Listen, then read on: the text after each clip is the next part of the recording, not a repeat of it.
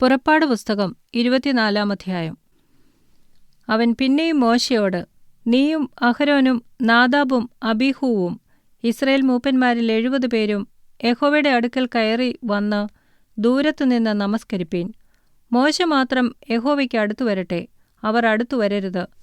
ജനം അവനോടുകൂടെ കയറി വരികയുമരുത് എന്ന് കൽപ്പിച്ചു.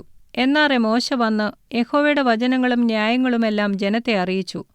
യഹോവ കൽപ്പിച്ച സകല കാര്യങ്ങളും ഞങ്ങൾ ചെയ്യുമെന്ന് ജനമൊക്കെയും ഏകശബ്ദത്തോടെ ഉത്തരം പറഞ്ഞു. മോശെ യഹോവയുടെ വചനങ്ങളെയൊക്കെയും എഴുതി അതികാലത്ത് എഴുന്നേറ്റ് പർവ്വതത്തിന്റെ അടിവാരത്ത് ഒരു യാഗപീഠവും ഇസ്രായേലിന്റെ 12 ഗോത്രങ്ങളുടെ സംഖ്യയ്ക്കൊത്തവണ്ണം 12 തൂണും പണിതു. പിന്നെ അവൻ ഇസ്രായേൽ മക്കളിൽ ചില ബാല്യക്കാരെ അയച്ചു. അവർ ഹോമയാഗങ്ങളെ കഴിച്ച് യഹോവയ്ക്ക് സമാധാനയാഗങ്ങളായി കാളകളെയും അർപ്പിച്ചു. മോശെ രക്തത്തിൽ പാതിയെടുത്ത് പാത്രങ്ങളിൽ ഒഴിച്ചു. രക്തത്തിൽ പാതി യാഗപീഠത്തിന്മേൽ തളിച്ചു. അവൻ നിയമപുസ്തകം എടുത്തു ജനം കേൾക്കെ വായിച്ചു. യഹോവ കൽപ്പിച്ചതൊക്കെയും ഞങ്ങൾ അനുസരിച്ച് നടക്കുമെന്ന് അവർ പറഞ്ഞു. അപ്പോൾ മോശെ രക്തമെടുത്ത് ജനത്തിന്മേൽ തളിച്ചു.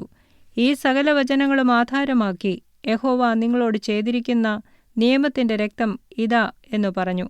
അനന്തരം മോശെയും അഹരോനും നാദാബും അബീഹൂവും ഇസ്രായേൽ മൂപ്പന്മാരിൽ 70 പേരും കൂടി കയറിച്ചെന്നു. അവർ ഇസ്രായേലിന്റെ ദൈവത്തെ കണ്ടു. അവന്റെ പാദങ്ങൾക്ക് കീഴെ നീലക്കല്ല് പടുത്ത തളം പോലെയും ആകാശത്തിന്റെ സ്വച്ഛത പോലെയും ആയിരുന്നു. ഇസ്രായേൽ മക്കളുടെ പ്രമാണികൾക്ക് തൃക്കയ്യാൽ ഒന്നും ഭവിച്ചില്ല. അവർ ദൈവത്തെ കണ്ട് ഭക്ഷണപാനീയങ്ങൾ കഴിച്ചു. പിന്നെ യഹോവ മോശെയോട്, നീ എൻ്റെ അടുക്കൽ പർവ്വതത്തിൽ കയറിവന്ന് അവിടെ ഇരിക്ക. ഞാൻ നിനക്ക് കൽപ്പലകകളും നീ അവരെ ഉപദേശിക്കേണ്ടതിന് ഞാൻ എഴുതിയ ന്യായപ്രമാണവും കൽപ്പനകളും തരും എന്നരുളി ചെയ്തു. അങ്ങനെ മോശെയും അവന്റെ ശുശ്രൂഷക്കാരനായ യോശുവയും എഴുന്നേറ്റു. മോശെ ദൈവത്തിന്റെ പർവ്വതത്തിൽ കയറി. അവൻ മൂപ്പന്മാരോട്, ഞങ്ങൾ നിങ്ങളുടെ അടുക്കൽ മടങ്ങി വരുവോളം ഇവിടെ താമസിപ്പീൻ. അഹരോനും ഹൂരും നിങ്ങളോടുകൂടെ ഉണ്ടല്ലോ. ആർക്കെങ്കിലും വല്ല കാര്യവുമുണ്ടായാൽ അവൻ അവരുടെ അടുക്കൽ ചെല്ലട്ടെ എന്നു പറഞ്ഞു. അങ്ങനെ മോശെ പർവ്വതത്തിൽ കയറിപ്പോയി.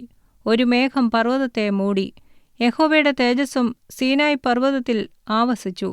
മേഘം 6 ദിവസം അതിനെ മൂടിയിരുന്നു. അവൻ 7-ാം ദിവസം മേഘത്തിന്റെ നടുവിൽ നിന്ന് മോശെയെ വിളിച്ചു. യഹോവയുടെ തേജസ്സിന്റെ കാഴ്ച പർവ്വതത്തിന്റെ മുകളിൽ കത്തുന്ന തീ പോലെ ഇസ്രായേൽ മക്കൾക്ക് തോന്നി. മോശെയോ മേഘത്തിന്റെ നടുവിൽ പർവ്വതത്തിൽ കയറി. മോശെ 40 പകലും 40 രാവും പർവ്വതത്തിൽ ആയിരുന്നു.